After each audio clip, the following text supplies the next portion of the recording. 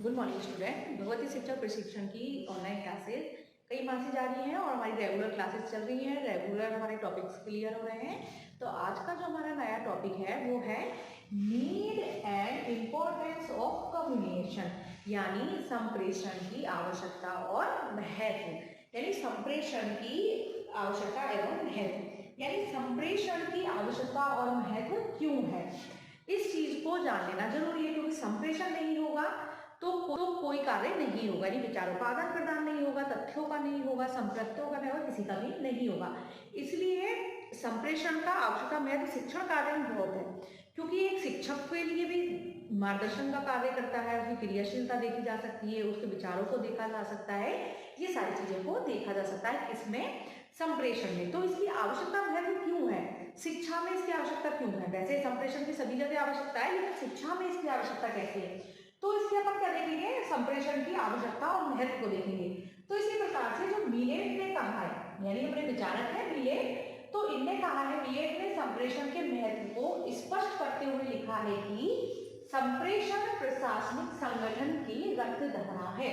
यानी जो संप्रेषण की प्रक्रिया है वो प्रशासनिक संगठन, यानी जरूरी है प्रशासनिक हो, कोई सा भी हो सकता है, लेकिन जो पूरा शासन है, जो क्रिया है, जो कार्य है, जैसे कि एक व्यक्ति के शरीर में कहते हैं ना रक्त धारा, ब्लड कैसे बहता है, तो किसके वजह से, नसों से ब्लड जाता है, पता है, रेड ब्लड सेल्स होते हैं, व्हाइट होते हैं, तो ये रक्त धारा की तरह कार्य करता है क्या, संप्रेषण प्रशासन संगठन की रक्त धारा है। किसने कहा है, ये मिलेट ने कहा है। इसी प्रकार से मैक्सवेल ने लिखा है, मतलब ये विचारक कौन है, यानी जिनने संप्रेषण के महत्व की आवश्यकता को जाना। तो इनने क्या लिखा है, इनने कहा है कि मानव जीवन के सभी पक्षों में संप्रेषण की प्रक्रिया केंद्रित है, यानी मानव जीवन के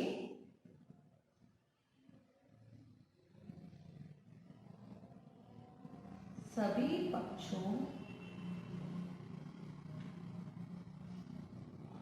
मतलब इसने कहा है मैक्सवेल ने, मिलेट का हो गया, जो आवश्यकता महत्व को स्वीकार किया है, तो ये कहा कि प्रसारित संगठन की रक्तधारा है, और मैक्सवेल ने ये कहा है कि मानव जीवन के सभी पक्षों में संप्रेषण की प्रक्रिया केंद्रित है। तो मैं संप्रेषण की प्रक्रिया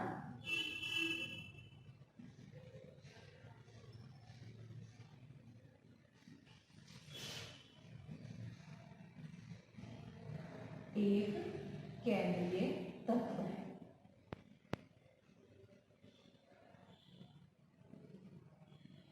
ये कहा है मैक्सवेल, मानव जीवन के सभी पक्षों में संप्रेषण की प्रक्रिया केंद्र तत्व है, मतलब केंद्र जो होता है, केंद्र से सारी चीजें अगल बगल जुड़ी होती है। इसी प्रकार से संप्रेषण से भी सभी प्रक्रियाएं, सभी तत्व एक दूसरे से जुड़े हुए हैं। संप्रेषण प्रक्रिया नहीं होगी तो इसमें इसका महत्व नहीं रहेगा। तो इसी प्रकार से कहने का तात्पर्य यह है कि आधुनिक युग में संप्रेषण का महत्व हर क्षेत्र में है। कक्षा शिक्षण, शैक्षिक प्रबंधन में या फिर संप्रेषण के महत्व को जाना जाता है। कक्षा शिक्षण में तो है ही है और बाकी सभी जगह भी है। तो जो संप्रेषण है, संप्रेषण किसी भी प्रकार के शिक्षण की महत्वपूर्ण अनिवार्यता है।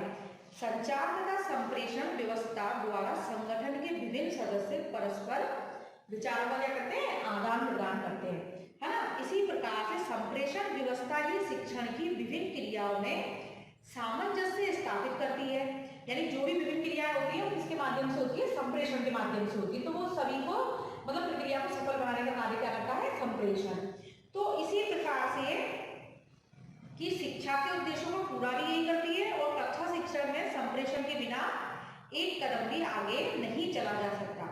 कक्षा शिक्षण में सूचनाओं के आदान प्रदान किस पे, संप्रेषण पे आधारित होते हैं। जो भी सूचनाओं का आदान प्रदान किया जाता है कक्षा शिक्षण में, वो सब इसी के संप्रेषण के माध्यम से किया जाता है।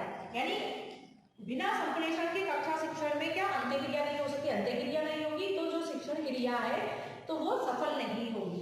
तो इसका जो रूप या स्वरूप है तो संप्रेषण के बिना संभव नहीं है। शिक्षक शिक्षार्थी के मध्य संप्रेषण किया जाना आवश्यक और अनिवार्य होता है। अगर शिक्षक और शिक्षार्थी के मध्य संप्रेषण नहीं होगा तो शिक्षण कार्य भी अच्छा नहीं होगा। अब हम इसमें पॉइंटों के माध्यम से समझेंगे कि इसकी क्या आवश्यकता है, क्या आवश्यकता नहीं है। ये तो मैंने देख लिया मिलेट ने क्या कहा संप्रेषण है, और मैक्सवेल ने कि मतलब इसकी आवश्यकता और महत्व के बारे में।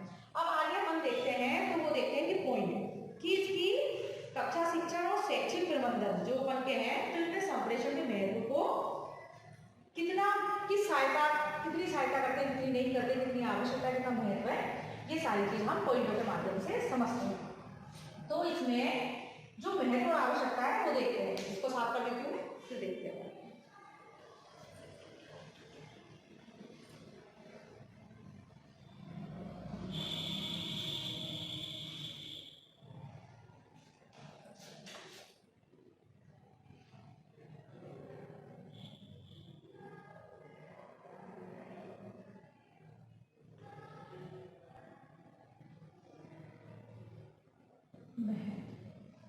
अब किन किन जगह है शिक्षण में, ये अपन देख लेते हैं। तो इसमें हम देख रहे हैं आवश्यकता और महत्व।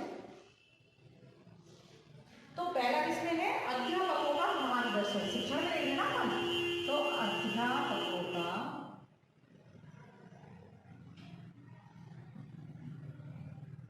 मार्गदर्शन।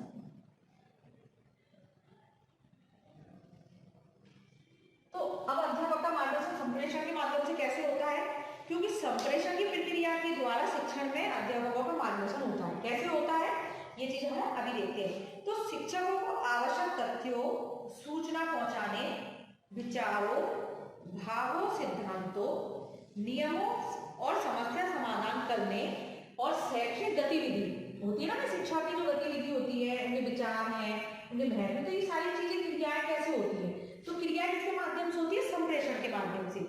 तो जो दिशा निर्देश देने आदि में संप्रेषण की महत्वपूर्ण भूमिका है, यानी संदेश स्पष्ट, पूर्ण एवं संक्षिप्त होना चाहिए ताकि शेषता से समझ में आ जाए। यानी अध्यापक को मार्गदर्शन ऐसे करता है संप्रेषण कि इस अध्यापक की जो भी क्रियाएं हैं, विचार है, सिद्धांत है, नियम है, जो शैक्षिक गतिविधियां हैं, वो सारी किस बातें का अध्यापक का मार्गदर्शन करता है। कौन, संप्रेषण, यानी विचारों के आदान प्रदान, अपने विचारों को वो विद्यार्थियों तक पहुंचाते हैं और विद्यार्थी से उससे फीडबैक भी मिलता है और सिर्फ क्रिया पूरी सही होती है। तो संप्रेषण का माध्यम है जिसके माध्यम से अध्यापक अपने विचारों को विद्यार्थी तक पहुंचाता है। दूसरा पॉइंट है इसका पारस्परिक सहयोग।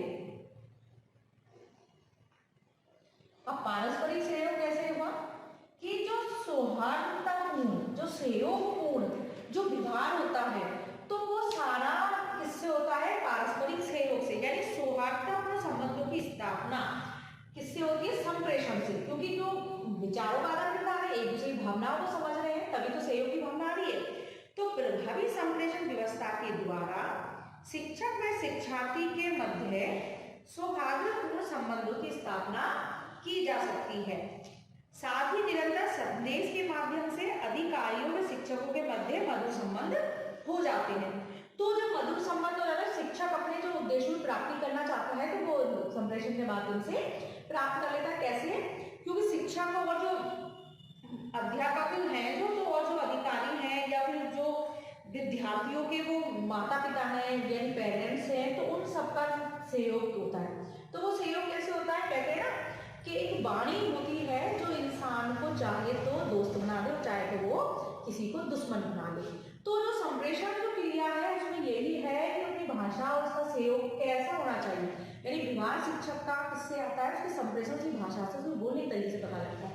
तो सौहार्दतापूर्ण जो संबंध स्थापित होते हैं, जो पारस्परिक सहयोग की भावना आती है, वो संप्रेषण के माध्यम से ही आती है।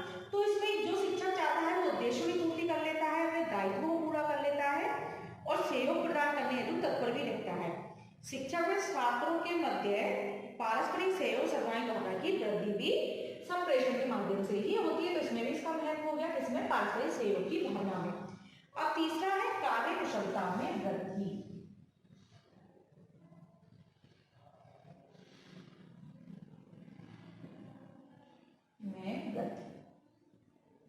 अब संप्रेषण है तो इसका महत्व तो है ही, तो कार्य कुशलता जब पैसे सहयोग हो रहा है, अध्यापक का मार्गदर्शन का कार्य हो रहा है, तो कार्य कुशलता में वृद्धि कैसे होगी, तो ये शिक्षकों के निरंतर मार्गदर्शन और सौहार्दपूर्ण संबंधों के अंतर्गत कार्य में गति आती है।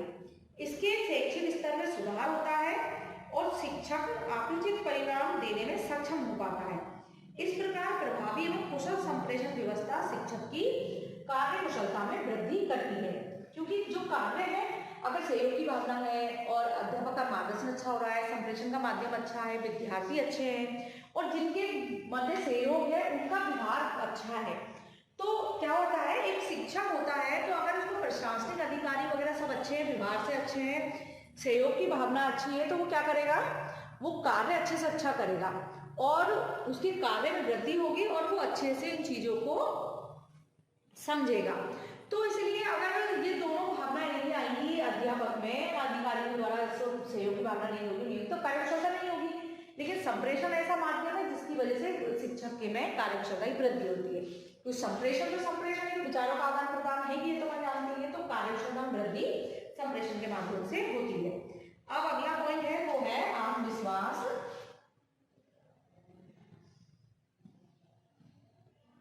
व मनोबल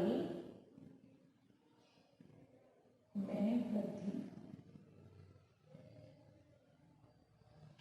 यानी संप्रेषण से क्या होती है, आत्मविश्वास मनोबल में वृद्धि होती है, इसके में शिक्षक में और विद्यार्थी में, क्योंकि बोलने से और अपने भावों को प्रकट करने से आत्मविश्वास मनोबल तो आता ही है कि हाँ मैं अच्छा बोल सकता हूँ, मैं अच्छा समझ सकता हूँ किसी को। तो मनोबल शिक्षकों की उस भावना का नाम है जिससे वे अपने कार्यों को निष्ठापूर्वक करने को प्रेरित होते हैं, और शिक्षकों में ऐसी भावना जागृत करने में संप्रेषण का महत्वपूर्ण स्थान है, जिसमें अपना मनोबल मजबूत हो जाए। वो किससे होता है, संप्रेषण से। तो आवश्यकता और महत्व है ना संप्रेषण का, क्योंकि जब उस एक शिक्षक का आत्मविश्वास बढ़ रहा है, उसका मनोबल बढ़ रहा है, तो इससे अच्छा क्या होगा, मतलब इससे कार्य में निष्ठा आती है और वो आगे कार्य करने के लिए प्रेरित भी होते हैं। तो शिक्षकों में ऐसी भावना जागृत करने में संप्रेषण का महत्वपूर्ण स्थान है। तो संप्रेषण की नवीनतम तकनीकियों के माध्यम से शिक्षकों एवं छात्रों के मध्य विचारों का निरंतर आदान प्रदान होता रहता है, जिससे शिक्षकों में छात्रों के प्रति अपनत्व की भावना जागृत होती है।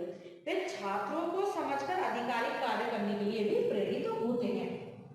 मतलब यही है, संप्रेषण के माध्यम से आत्मविश्वास बढ़ता है, मनोबल में वृद्धि होती है और शिक्षण कार्य जो शिक्षक का होता है वो अच्छा हो जाता है। इससे उनको अच्छी मतलब आत्मविश्वास आएगा तो हम अच्छे से अच्छा कार्य करेंगे, और जब अपने विश्वास नहीं तो हम किसी के सामने अपने आप को प्रदर्शित नहीं कर सकते, हम बोल भी नहीं सकते अगर अपने आत्मविश्वास नहीं है। तो अपन अगर आत्मविश्वास नहीं है तो हम बोलने में बहुत हिचकिचाहट होगी, अपने विचारों को तो दूर करो, अपन एक शब्द नहीं बोल सकते अगर अपन में आत्मविश्वास नहीं है।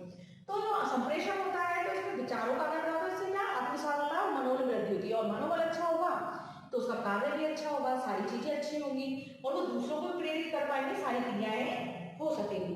अब पांचवा है शिक्षण व्यूह रचनाओं में समन्वय।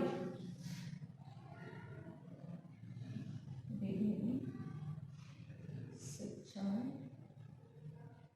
व्यूह रचनाओं में समन्वय।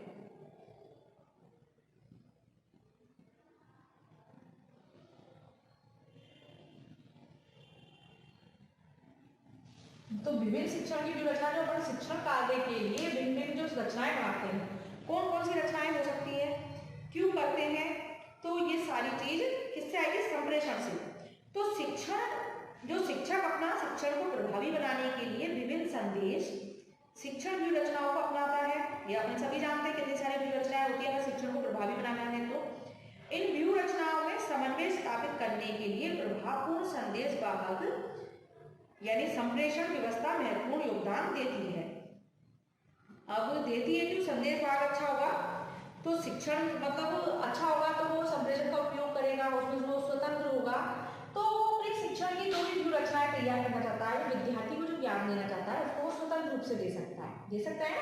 तो इसमें क्या चीज उपयोगी होगी, संप्रेषण। संप्रेषण अच्छा होगा तो वो अपनी रचनाओं में समन्वय बिठा पाएगा और अच्छे से उसको प्रकट कर पाएगा। अगला है लोकतंत्रात्मक, छठा पॉइंट है लोकतंत्रात्मक।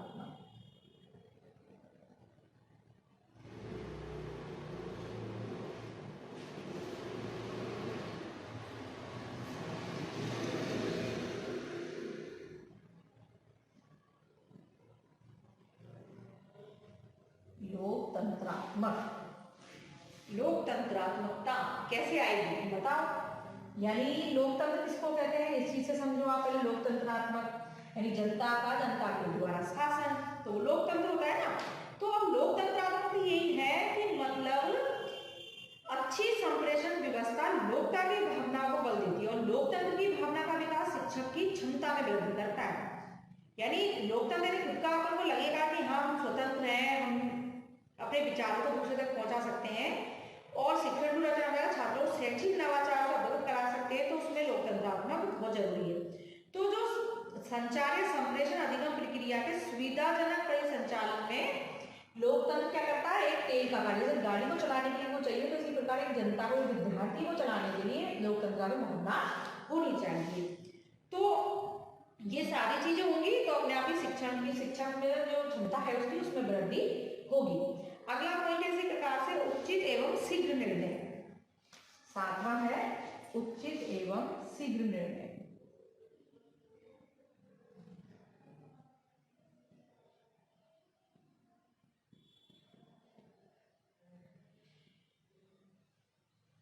तो उचित एवं शीघ्र निर्णय शिक्षक कैसे ले सकता है कि संप्रेषण में ये है कि वो अपने विचारों को दूसरे तक तो पहुंचा रहा है, तो उचित और शीघ्र निर्णय की पद्धति जो है, तो जो संदेश देना चाहता है संदेश वाहक जो है, तो इस पद्धति को अपनाने पर विचार विमर्श शीघ्रगामी में सुव्यवस्थित हो जाता है, जिससे समस्या के तुरंत समाधान में सहायता मिलती है और शीघ्र निर्णय होकर उन पर क्रियान्वयन तुरंत किया जाना संभव होता है।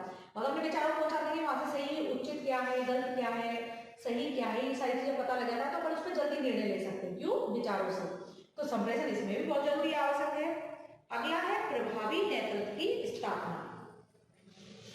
प्रभावी नेतृत्व की स्थापना यानी अपने नेतृत्व को कैसे प्रभावी बना सकते हैं, तो मालूम है संप्रेषण के माध्यम से बना सकते हैं। मैंने आपको उदाहरण दिया था कि अपनी जो बोली होती है, जो अपने विचार होते हैं, वो किसी को भी कुछ भी बना सकते हैं, क्योंकि ये मालूम है कहते हैं नेता राजनेता ये कैसे बनते हैं, विचारों के माध्यम से बनते हैं। उनके विचार होते हैं, वो उनकी कहते हैं कुछ करने की वो होती है, तो वो प्रभावी बनाते हैं ना, तभी जाके वो कुछ बन पाते हैं।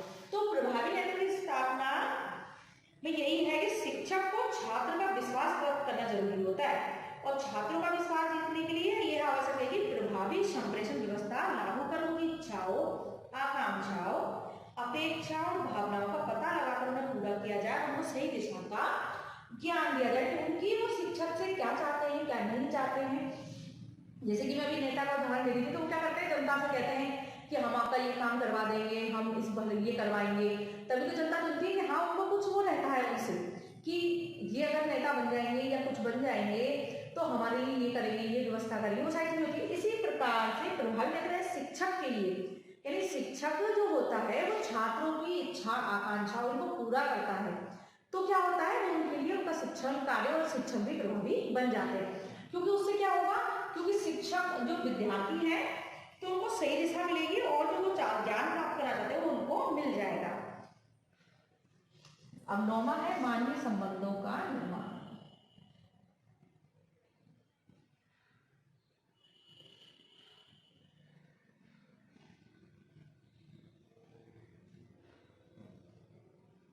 अब मानवीय संबंधों का निर्माण कैसे होगा, तो मालूम है कि संप्रेषण प्रक्रिया है तो मानवीय संबंध होना जरूरी है, क्योंकि अपने विचार एक से दूसरे पहुंचाएंगे तो उसके लिए संबंध जरूरी है। दूसरा एक व्यक्ति से दूसरा व्यक्ति होना चाहिए या फिर अधिक व्यक्ति भी हो सकते हैं। तो यही है कि संप्रेषण दिशा में महत्वपूर्ण योगदान देता है।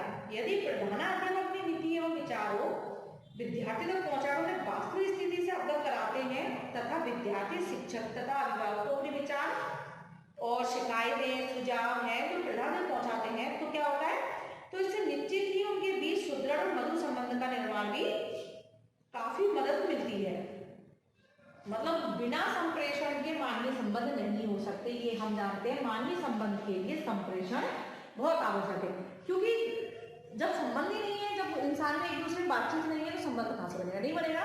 तो इसलिए जब पूरा जो अपना विद्यालय महाविद्यालय होता है तो उनमें प्रिंसिपल होते हैं, अब वो है तो उनकी जो व्यवस्था है और शिक्षक अध्यापक और जो अभिभावक होते हैं उन सब में एक संबंध अच्छा नहीं होगा, व्यवस्था अच्छी नहीं होगी तो मानवीय संबंध कभी अच्छी नहीं होगी।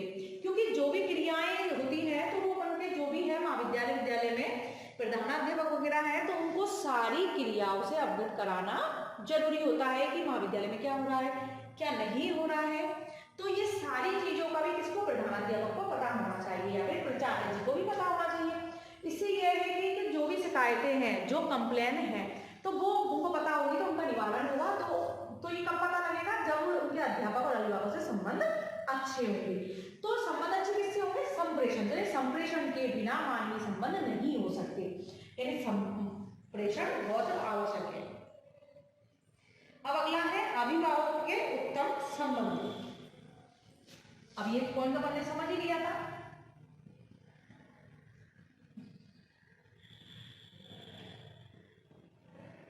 के उत्तम संबंध। अब ये संबंध बिना संप्रेषण के लिए ना अभिभावकों से होगा। तो अपन ने इतनी सारी चीजें देख ली, संप्रेषण का आवश्यक महत्व देख लिए, तो इनमें सभी चीज में यही आएगी कि संप्रेषण के बिना कुछ नहीं हो सकता। क्योंकि अब अपने ये पॉइंट देखा है कि उसमें पीटर ड्रेकर ने कहा है कि शैक्षिक उद्देश्य की केवल एक सही परिभाषा है। अभिभावक को आकर्षित करने के लिए जिन कलाओं का जन्म हुआ है उनमें संप्रेषण का महत्व है या नहीं है? है। संप्रेषण द्वारा अभिभावकों से संबंध स्थापित किया जाता है, उसे बनाए रखा जाता है। यानी विद्यालय चलाना है तो अभिभावकों को पहले कहते हैं ना आकर्षित करना। स्कूल वाले पहले जब एडमिशन होते हैं तो उससे पहले अपने ऐड करते हैं ना, अपने स्कूल की पूरी व्यवस्था बताएंगे, उसमें कितनी अच्छाइयाँ हैं वो बताएंगे, पूरी चीज बताते हैं। उसको अच्छे अच्छे बैनर लगवा देते हैं, बड़े बड़े पोस्टर लगवाते हैं। क्यों लगवाते हैं? इसीलिए लगवाते हैं कि सब अभिभावक देखेंगे तो बच्चों के ज़्यादा एडमिशन होंगे। क्योंकि कहते हैं ना जो अच्छी चीजें दिखती हैं वो दिखती है तो इंसान उसकी ओर आकर्षित होता है। क्यों होता है? आकर्षित होगा तो अपने बच्चों को स्कूल में एडमिशन कराएंगे, एडमिशन ज़्यादा होंगे। तो ये सारे संबंध कहाँ से आते हैं? कई व्यवस्थाएं बताते हैं। तो वो संप्रेषण मालूम लिखित हो सकता है, मौखिक हो सकता है, किसी प्रकार का हो सकता है। तो इसमें यही है कि अगर वो सारी व्यवस्थाएं अच्छी है और प्रधानमंत्री का व्यवहार अच्छा है, वहाँ के अध्यापक अच्छे हैं, तो उससे क्या ज्यादा बच्चे भी आकर्षित होंगे, उनके अभिभावक भी होंगे। तो इसलिए संप्रेषण के माध्यम से अभिभावक उत्तम संबंध होते हैं, और संप्रेषण के बिना तो कुछ भी नहीं हो सकता।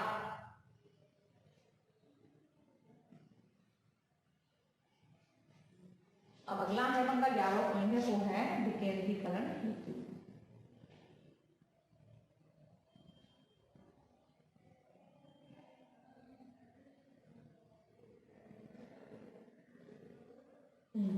ग्यारहवां पॉइंट आएगा बनता विकेंद्रीकरण हेतु। तो इसमें क्या है? कक्षा में शिक्षक शिक्षार्थी के मध्य अंतर क्रिया में विचारों के आदान प्रदान में क्या होना चाहिए? विकेंद्रीकरण की दृष्टि से सभी संप्रेषण अत्यधिक महत्वपूर्ण है। संप्रेषण वह साधन है जिसकी सहायता से योजना कार्य संपन्न किया जाता है, योजना बनाई जाती है ना, तथा एक विकेंद्रीकरण कार्य की सफलता या असफलता संप्रेषण की किस्म पर निर्भर करती है। यानी किसी भी चीज का केंद्रीकरण करना है या फिर उसको इसके विभागों में बांटना है, किसी चीज को फैलाना है, किसी को वो कर मतलब ऐसा कि जन जन तक पहुंचे। हर इंसान से कहते हैं ना, कोई वस्तु है उसको अपन को पहुंचाना है कि हाँ, जैसे कि एक शिक्षक का ज्ञान है, वो सोचता है कि मेरा ज्ञान सब तक पहुंचे, है ना। अगर पहुंचाना चाहता है तो इसके लिए क्या करेगा? कोई संप्रेषण। बिना संप्रेषण के विकेंद्रीकरण नहीं हो सकता। तो इसलिए मैं ज्ञान पहुंचाने संप्रेषण बहुत आवश्यक है। इसी प्रकार से देखा जाए तो संप्रेषण में महत्व और आवश्यकता देखना है तो इसमें यही है कि संप्रेषण जो है वो बहुत जरूरी है। बिना संप्रेषण शिक्षण कार्य नहीं हो सकता, अपने विचारों दूसरों तक नहीं पहुंचाया जा सकता। और जैसे कि अपन और देखना चाहें तो संचार के बिना यानी संप्रेषण के बिना आधुनिक सभ्यता का अस्तित्व नहीं रह सकता ना, क्योंकि संप्रेषण जरूरी है। संप्रेषण के माध्यमों की सहायता से विश्व में यानी देश की प्रगति संप्रेषण पर ये यानी एक दूसरे की सहायता करते हैं और जल्द से जल्द न्यूज पहुंचाते हैं। तो उससे क्या है? बिना संप्रेषण के कोई भी व्यक्ति अपनी योग्यता और क्षमताओं को पूर्ण उपयोग नहीं कर सकता। यानी संप्रेषण बहुत आवश्यक और महत्वपूर्ण भी है, क्योंकि बिना संप्रेषण के कुछ नहीं हो सकता। ये हम भी जनरल वे में जानते हैं कि आज मतलब एक व्यक्ति चुपचाप खड़ा है और उसमें खड़े तो मतलब अगर बोलेगा ही नहीं तो संप्रेषण होगा ही नहीं, तो वो अपने ज्ञान को नहीं पहुंचा पाएगा, अपनी भावनाओं को नहीं पहुंचा पाएगा। और जैसे कि अगर वो अपनी योग्यता और क्षमताओं को बताना चाहता है तो वो भी नहीं बता सकता। इसलिए अगर वैज्ञानिक प्रगति का ज्ञान कहते हैं ना, आधुनिक वैज्ञानिक प्रगति का ज्ञान बिना संप्रेषण के माध्यम से नहीं हो सकता, और बिना संप्रेषण के सामाजिक सहयोग भी नहीं मिल सकता। तो हमने ये 11 पॉइंट देखे संप्रेषण में, तो ये सारी चीज बिना संप्रेषण के सफल नहीं हो सकती, क्योंकि इनमें सब में जो शिक्षण अधिगम प्रक्रिया है, जो गतिविधि है, तो वो संप्रेषण के बिना पूर्ण नहीं हो सकती। और संप्रेषण के बिना विद्यार्थी के विचारों को भी नहीं जाना जा सकता, ठीक है ना। और संप्रेषण तो मैंने इतनी बार समझा दिया आपको, अर्थ परिभाषा, और मैंने आपको बताया था संप्रेषण की प्रक्रिया बताई थी, पूरी प्रोसेस शिक्षण में कैसे, कि एक शिक्षक अपने विचारों को कैसे पहुंचाएगा, माध्यम कैसा होगा, संदेश प्राप्तकर्ता क्या करेगा, उसका इनकोडिंग रिकॉर्डिंग में मैंने आपको बताया था। तो उसमें यही था कि संप्रेषण है तो शिक्षण कार्य अच्छा हो सकता है, और वैसे जनरल वे में भी संप्रेषण बहुत जरूरी है, लेकिन कम्युनिकेशन के बिना कुछ नहीं हो सकता। तो हमने आवश्यक महत्व देखा, तो इसमें देख लिया अध्यापकों का मार्गदर्शन, जो अपना पहला पॉइंट था, तो अध्यापक मार्गदर्शन भी इसी से होता है, अपने विचार सब चीज संप्रेषण से होती है। और जो सहयोग की भावना है वो भी इसी से आती है, कार्य कुशलता इससे आती है, और आत्मविश्वास मनोबल में वृद्धि वो भी संप्रेषण से होती है। मालूम है कि आत्मविश्वास और मनोबल का होना बहुत जरूरी होता है, क्यों आत्मविश्वास मनोबल नहीं होगा तो इंसान व्यक्ति इसके बिना पूर्ण नहीं हो सकता, अपने आप को व्यक्त नहीं कर सकता। ये अगर अपन अपने आप को चाहते हैं कि दूसरा व्यक्ति हमको जाने, पहचाने, हमसे बात करे, हमारे विचारों को समझे, तो अगर जब व्यक्ति बोलेगा ही नहीं, कुछ करेगा ही नहीं, अपने विचारों को बाहर निकालेगा ही नहीं, तो वो कैसे कोई व्यक्ति उसको जान सकता है, नहीं जान सकता ना। कई अपन विद्यार्थियों को देखते हैं कक्षा में कि वो विद्यार्थी से कभी कुछ पूछते हैं तो बोलते नहीं है, घबरा जाते हैं और चुपचाप बैठ जाते हैं, बैठे रहे तो सही है, कि बोलते नहीं है वो, क्यों? क्योंकि उनमें आत्मविश्वास मनोबल नहीं होता है। अब ये सारी चीज कैसे आएगी? तो एक शिक्षक को उनके अंदर आत्मविश्वास लाना चाहिए, मनोबल बढ़ाना चाहिए, जिससे कि वो बोलने के लिए और तत्पर होते जाए, और तत्परता आए और वो इस चीज का प्रयोग करें। इसी प्रकार से अगला जो उनका पॉइंट है वो है विभिन्न शिक्षण व्यूह रचनाओं में समन्वय। अब जो शिक्षण की पूरी व्यूह रचना है, इनमें समन्वय कैसे होगा, ये मैंने आपको बताया था कि संप्रेषण में सभी से क्रियाओं का मतलब सभी को शामिल करेगा, अभिभावक, प्रधानाध्यापक सभी को शामिल करेगा, अगर विद्यालय लेवल है तो उसमें सभी को मिलाकर अपने विचारों को बता के व्यूह रचनाओं में समन्वय बिठाया जा सकता है। अब का लोकतंत्रात्मक, यानी लोकतंत्र मालूम है कि सभी अपने विचार सुने, सभी अपने को जाने, तो स्वतंत्रता की भावना का होना। सातवां पॉइंट है उचित एवं शीघ्र निर्णय और प्रभावी नेतृत्व स्थापना, मानवीय संबंधों का निर्माण और अभिभावक कम संबंध और विकेंद्रीकरण। तो ये सारे पॉइंट अपने क्लियर हो गए संप्रेषण की आवश्यकता महत्व में। अब हम इसमें इसके संप्रेषण अर्थ जान चुके हैं, परिभाषा जान ली, पूरी प्रोसेस देख ली अपन ने, साधन भी देख ली और प्रक्रिया उसमें देख ली, और संप्रेषण की आवश्यकता महत्व समझ लिया। इसके बाद जो अगला टॉपिक होगा वो संप्रेषण से ही संबंधित होगा, और अपन इसके अगले जो टॉपिक है उनको क्लियर कर लेंगे। तो आज ये अपन का आज यहीं पे आवश्यकता महत्व होती है।